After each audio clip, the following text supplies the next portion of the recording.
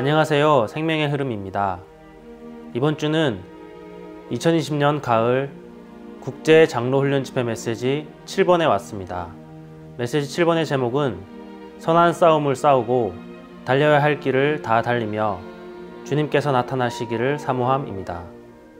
이번 주는 신훈 형제님과 함께 교통하도록 하겠습니다. 안녕하세요, 형제님. 반갑습니다. 아멘. 이번 주 메시지는 우리가 그리스도인의 여정에서 선한 싸움을 싸우고 달려야 할 길을 달리는 것에 대해서 말씀하고 계십니다. 아멘. 이번 주 메시지에 대해서 간략한 교통 부탁드리겠습니다. 아멘. 이번 주 메시지 7번의 주제는 선한 싸움을 싸우고 달려야 할 길을 다 달리며 주님께서 나타나시기를 사모함입니다. 메시지 7번은 세 가지 방면을 다루고 있는데요. 먼저 디모데후서 4장에서 설명된 이 바울의 세 가지 면을 말하고 있습니다. 로마서 1번의 요점은 우리가 선한 싸움을 싸워야 한다는 것인데요. 합당한 그리스도인의 생활은 사탄과 그의 어둠의 왕국에 대항하고 하나님의 왕국의 권익을 위하여 선한 싸움을 싸우는 것을 수반합니다. 이 선한 싸움을 싸운다는 것은 다른 가르침에 맞서 싸우는 것이고 그리스도와 교회에 관한 하나님의 신약 경륜을 가르치고 전파하는 것입니다. 그리스도를 다른 사람들에게 공급할 때마다 우리는 자신이 전쟁 가운데 있다는 것을 발견하게 됩니다. 따라서 우리는 하나님의 권익을 위해 싸우는 군사들이 될 필요가 있습니다. 이 구약에서 제사장 봉사는 군복무, 곧 전쟁으로 여겨졌습니다. 군인으로 복무하면서 이 자기 생활 문제에 얽매이는 사람은 하나도 없습니다. 그러므로 우리도 땅에 속한 모든 얽매는 것들을 제거하고 영원한 생명을 붙잡음으로써 믿음의 선한 싸움을 싸우기 원합니다. 또한 두 번째로 우리는 달려야 할 길을 다 달릴 필요가 있습니다. 이 바울은 주님께 사로잡힌 후에 달려갈 길, 곧 하늘에 속한 경주를 달리기 시작했고 그 경주를 마치기 위해 쉬지 않고 달렸습니다. 합당한 그리스도인의 생활은 하나님의 영원한 목적에 따라 하나님의 경륜을 수행하도록 달려갈 길, 곧 경주를 달리는 것을 수반합니다. 우린 주님께서 정해주신 여정을 찾아내야 하고 또한 신실하게 그 길을 가야 합니다. 우리는 어떤 대가가 들더라도 이 목적지에 도달할 때까지 온 마음을 다해 우리의 여정을 계속 가야 합니다. 이를 위해 예수님은 믿음의 창시자이시요 또한 믿음의 완성자이십니다.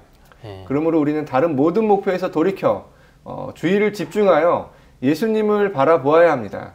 우리가 계속해서 예수님을 주목하여 바라볼 때 그분은 하늘에 속한 경주를 달리기 위해 우리에게 필요한 믿음을 성취하시고 또 완전하게 하실 것입니다. 아멘. 주님을 찬양합니다. 아멘. 그렇습니다. 우리 그리스도인들의 여정이 정말 디모데후서에서 바울이 말한 것처럼 선한 싸움을 싸우고 우리가 달려야 할 길을 달리는 것인데요. 정말 우리가 이러한 여정 가운데 있고 주님께서 두신 우리 각자의 여정에서 최선을 다해서 달릴 필요가 있는 것 같습니다.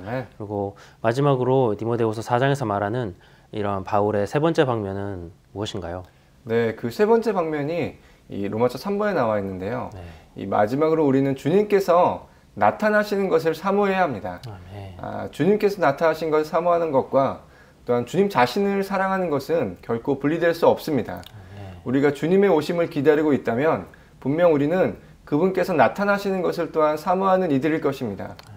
이 주님께서 나타나시는 것을 사모하는 것은 현 시대를 사랑하는 것과 대조되는데요. 디모데후서 4장 10절에서 이 현 시대는 우리를 둘러싸고 매혹하며 유혹하는 세상을 가리킵니다. 현 시대는 하나님의 뜻인 교회를 반대하기 때문에 우리는 결코 현 시대를 본받지 말고 생각이 새로워짐으로 변화되어야 합니다. 현 시대를 사랑한다면 우리는 세상 편에 있게 될 것입니다.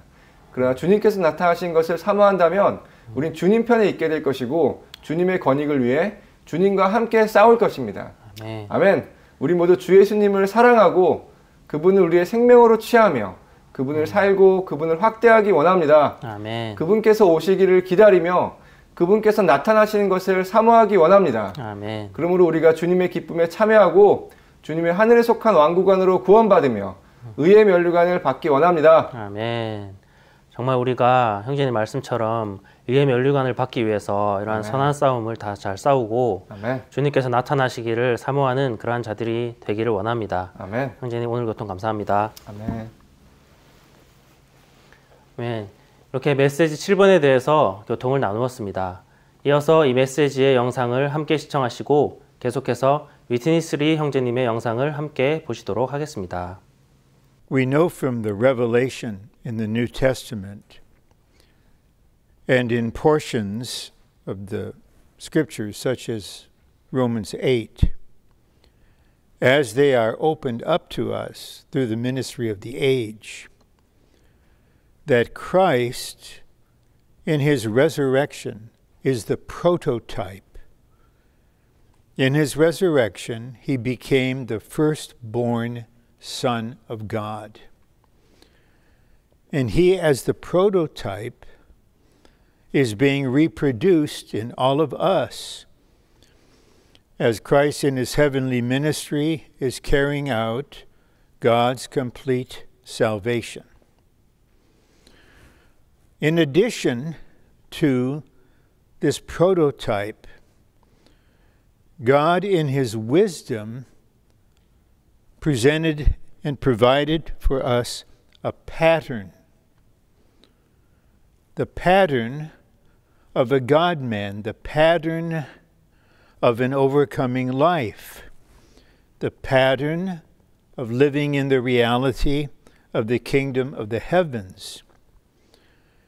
And Paul tells us in all faithfulness and transparency, he was such a great sinner. But the Lord had mercy on him to be a pattern to all those who would believe. Surely that covers the entire age. That includes us. The pattern of a believer who fully opened and allowed the prototype to be reproduced in him. He could testify, Christ lives in me. I no longer live. I've been crucified with Christ. He lives in me. And the life which I now live, I live in faith. So with this before us, 1 Timothy 1:16, the pattern, we want to consider from some verses in 2 Timothy 4 how Paul is a pattern of living an overcoming life in the midst of incredibly difficult, to say the least, circumstances. So the subject of message 7 covers 3 aspects of Paul's being a pattern as they are described in 2 Timothy 4, fighting the good fight, finishing the course, and loving the Lord's appearing.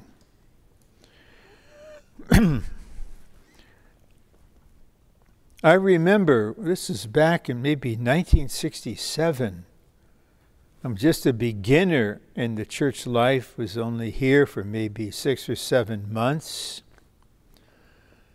And the church was reading through 2 Timothy in a meeting. And then it struck all of us. And again, I'm a beginner. I don't know the kingdom truth. I don't know much about overcomers. We just had the sense. This is the testimony of an overcomer. And the leading brothers, the more experienced brothers, then they mention this explicitly. We need to understand something about living an overcoming life and experiencing Christ the overcomer, reproducing himself in us to make us overcomers. We need to understand something crucial. None of us can know that we are overcomers until we have overcome and have reached the end.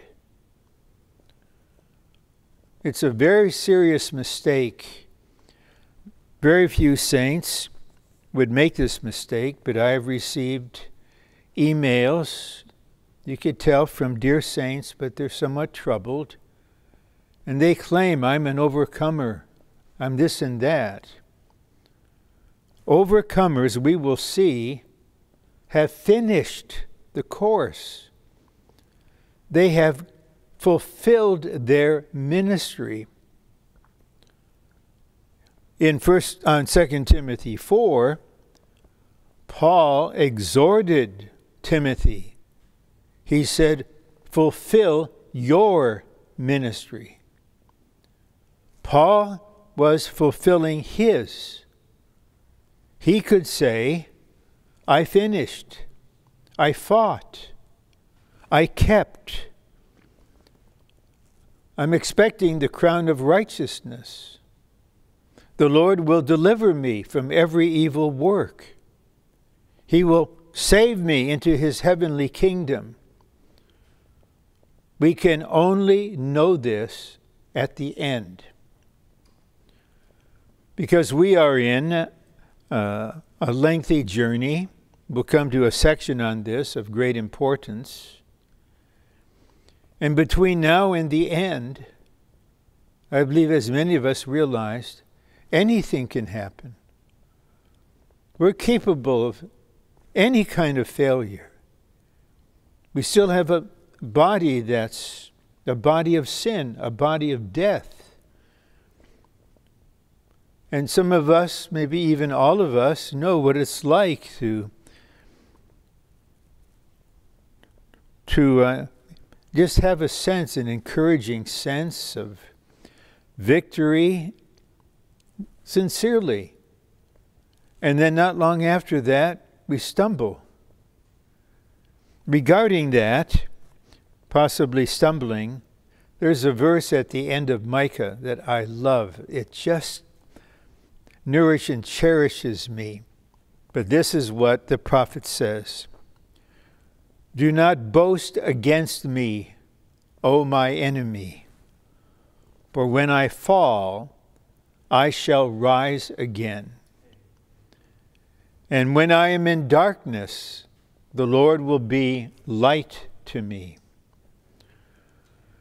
And I would just like to read 2 verses so we have the scripture as a point of reference. 2 Timothy 4, 7 and 8. I have fought the good fight. I have finished the course. I have kept the faith. Henceforth, there is laid up for me the crown of righteousness, with which the Lord, the righteous judge, will recompense me in that day, and not only me, but also all those who have loved his appearing. So here, Paul knew. He's not hoping now. He knows. Because the Lord gave him the assurance. He knew he was about to be martyred. I listened to a lecture, not in person, but a recording of an expert on Roman history.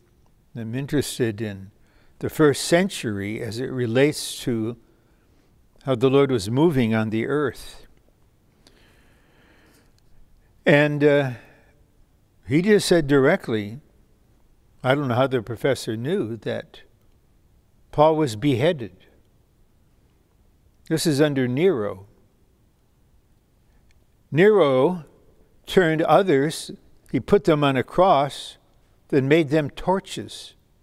Incredible. But Paul knew this was the end, and he had the assurance. So as we consider his life as recorded in the New Testament, we can learn from the pattern how we too can receive the supply to fight the good fight, finish the course, and love the Lord's appearing. Message 7, hallelujah for the incentive to the inoculator. There will be some reward. Amen. Yes, persecution, we are suffering, no doubt, but some reward there, some incentive. Okay, let's all read chapter 4, verses 1 through 8. Young sisters, stand up and read these 8 verses to us.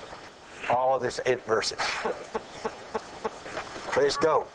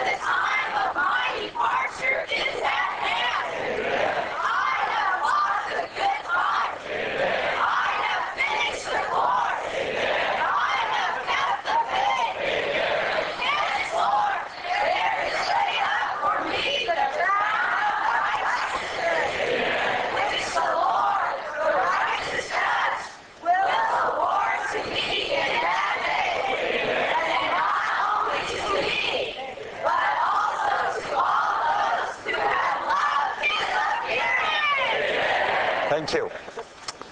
If you read carefully, sure you can see here is some kind of incentive. Paul says, I solemnly charge you before God and before Christ, who is about to judge the living and the dead. You better read the note to get the definition. And by, you see, I charge you solemnly before, and by. Before whom? Before God and Christ. And by what? By his appearing and his kingdom. Timothy, you have to know, whatever you do, whatever you be today, it has much to do with the Lord's appearing and the Lord's kingdom. Shall you be appraised by the Lord at his appearing, or be rebuked? Shall you receive a reward, or a kind of a chastisement when he comes? Shall you be considered qualified to participate in his divine kingship in the 1,000 years? Or shall you be rejected from that? You have to consider. So I charge you by his appearing and kingdom. It's not a small matter. We all have been saved. But how do we live our Christian life? How do we fulfill our Christian duty? How do we take care of God's New Testament economy. Right? How do we have the proper church life, the body life, to express God in Christ through the Spirit? I tell you, this will decide our future at the time of His appearing, and especially in the coming kingdom. Don't listen to those superstitious, even superficial, I would even say nonsensical teaching that tells you as long as you are saved, there'll be no problem. I tell you, you will have a big problem. Every saved believer will stand before the judgment seat of Christ to be judged by Him, not for salvation or for perdition, but for reward or punishment. This is solemn. So He says, I solemnly charge you. You have to consider this. Then verse 2 says, praise the word. Tell me, what word? No doubt, up to this point, after the two books, the word simply means the healthy word of the truth, which is the real contents of God's New Testament economy. Praise this word. Not just praise a word telling people to be saved, going to heaven, out of hell, and so forth, but the word that can complete God's what? Revelation concerning Christ and the church. Praise this word, be ready in season and out of season. You better read in season and out of season. You better read the note. Reprove, not only preach.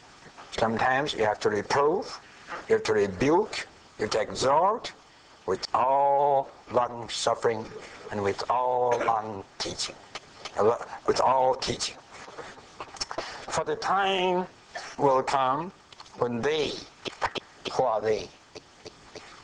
The ones who carried in the decline, they will not tolerate healthy teaching. They will not tolerate, just like today.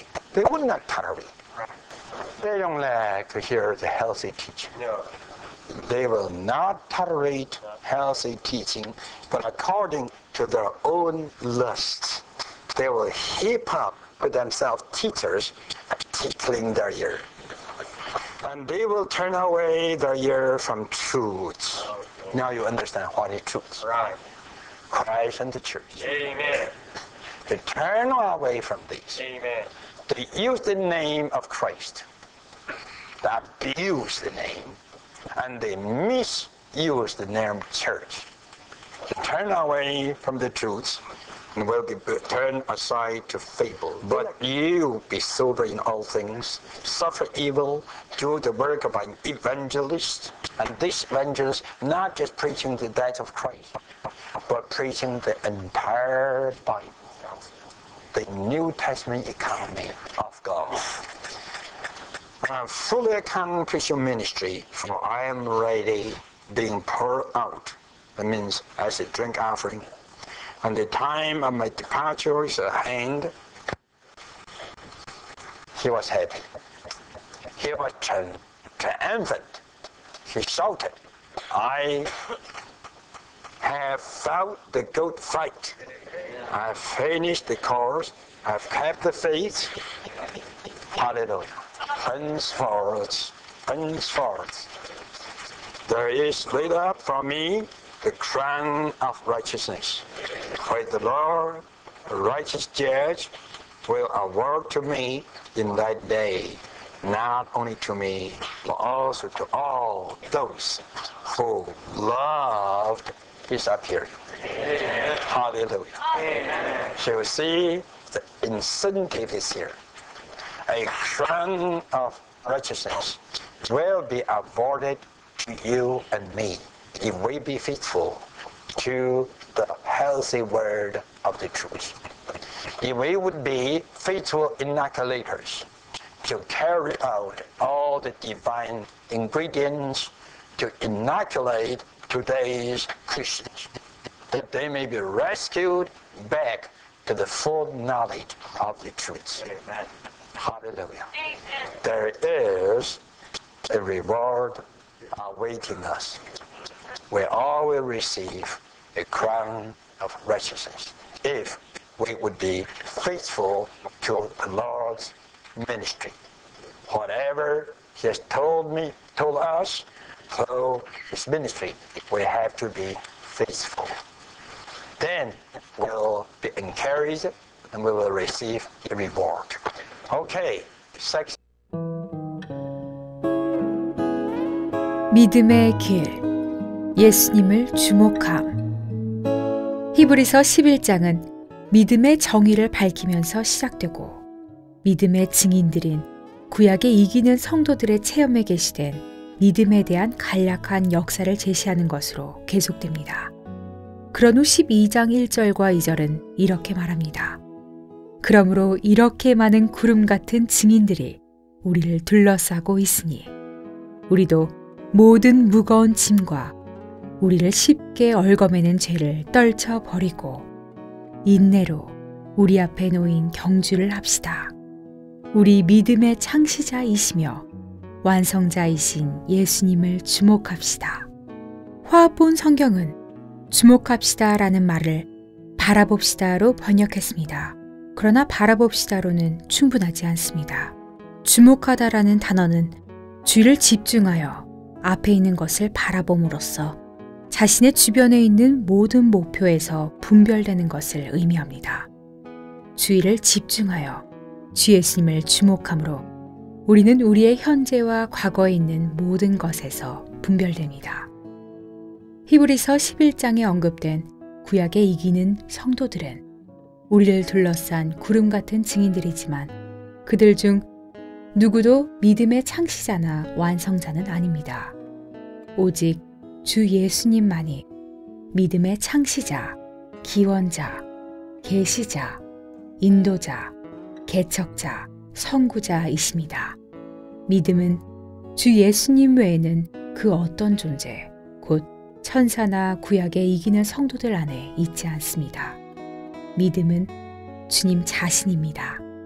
그것은 그분께서 믿음의 근원과 완성이시기 때문입니다.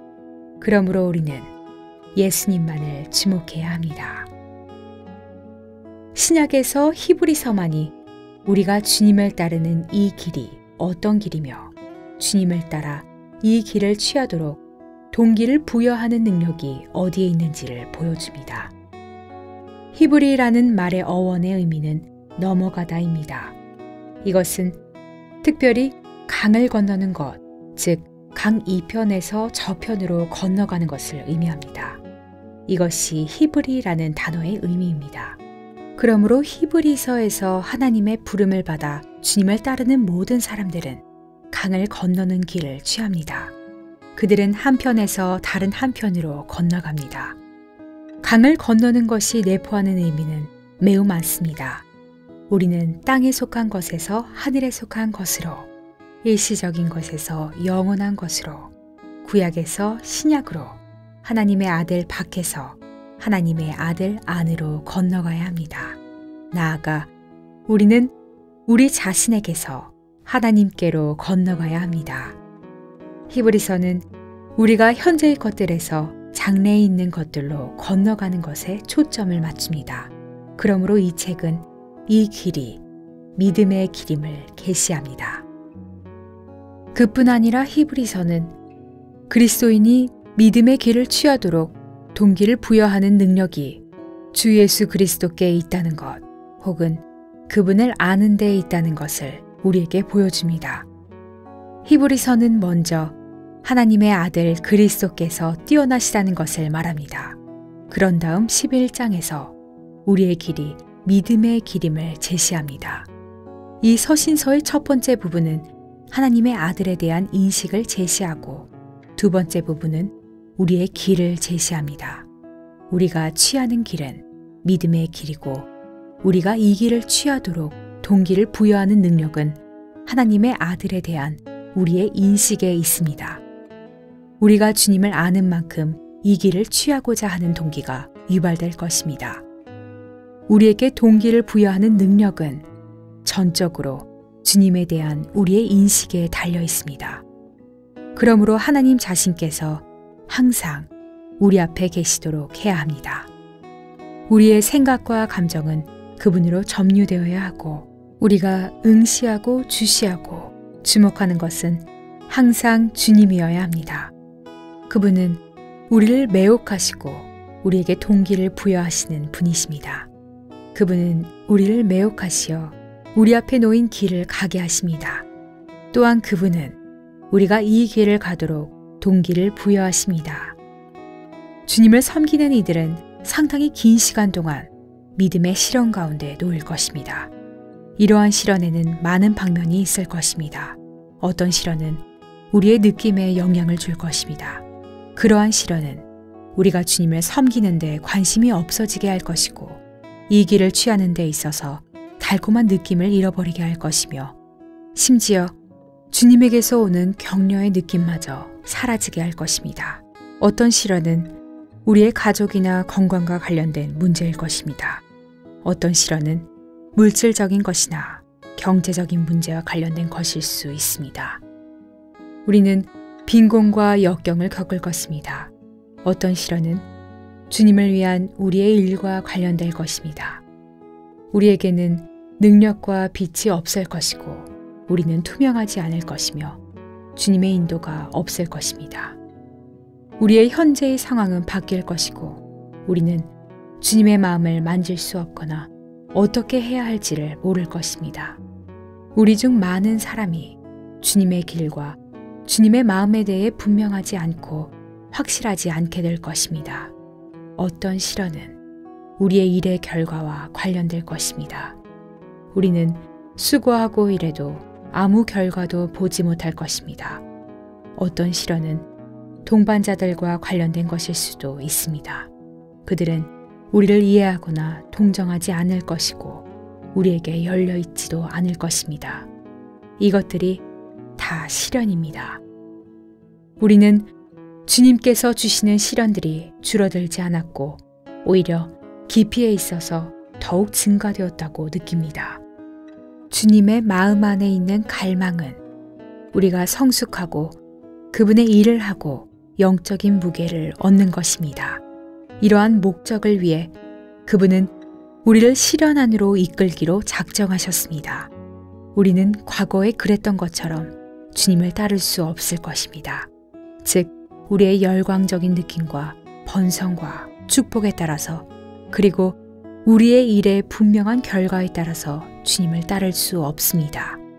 우리는 주님께서 우리를 점차 시련들로 이끄시고 우리가 이전에 체험한 열광적이고 달콤한 느낌을 감소시키실 것임을 보아야 합니다.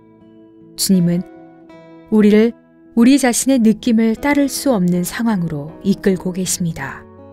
우리는 이 길을 포기할 수 없을 것입니다. 그러나 우리가 계속 이 길을 간다 하더라도 과거와 같은 결과를 볼 수 없을 것이고 어떤 달콤함도 느낄 수 없을 것입니다. 이러한 일이 일어날 때 우리는 주님께서 우리를 시련으로 이끄셨다는 것을 확신할 수 있습니다. 주님께서 우리를 시련으로 이끄실 때 그분은 우리를 믿음의 길에 두실 것입니다. 일의 시작 단계에서 우리는 열광했고 결과도 있었습니다. 그러나 우리는 믿음의 길에 있지 않았습니다. 우리가 시련에 들어간 후에야 비로소 믿음의 길에서 행하게 될 것입니다. 히브리 믿는 이들은 시련으로 이끌려 그들이 보고 얻은 달콤하고 소중한 것들이 그 시련에 의해 점차 사라졌습니다. 이 때문에 그들은 혼란스럽고 지쳐서 혼이 약해졌고 누구도 그들에게 도움을 줄 수 없었습니다.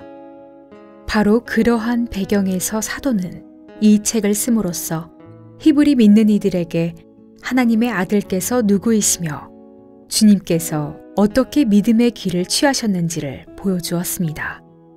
그들이 따른 주님은 휘장 안으로 들어가시기 위해 진영 밖으로 나아가셨습니다.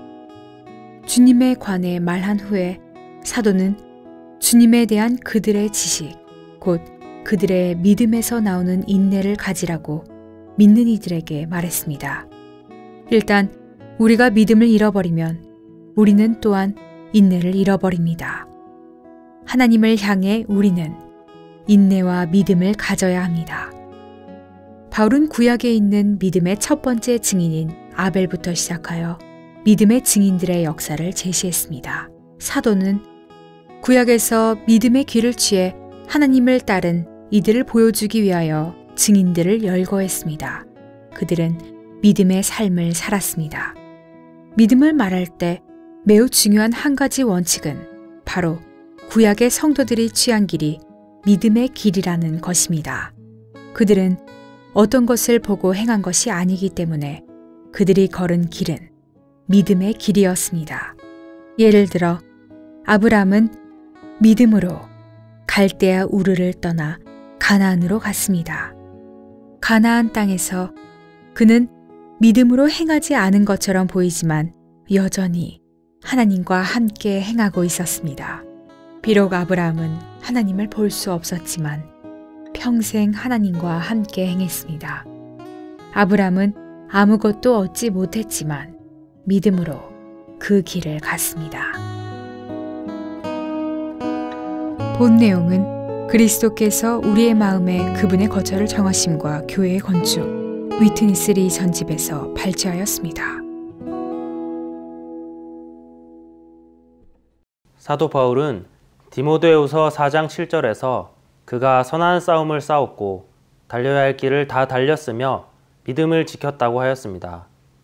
이번 한 주간도 바울의 본을 따라 우리의 모든 생활 방면에서 선한 싸움을 싸우며 응당 달려야 할 길을 다 달리며 우리의 믿음을 잘 지키어 주님의 나타나심을 진심으로 사모할 수 있게 되기를 바랍니다. 저희는 다음 주에 다시 인사드리도록 하겠습니다. 감사합니다.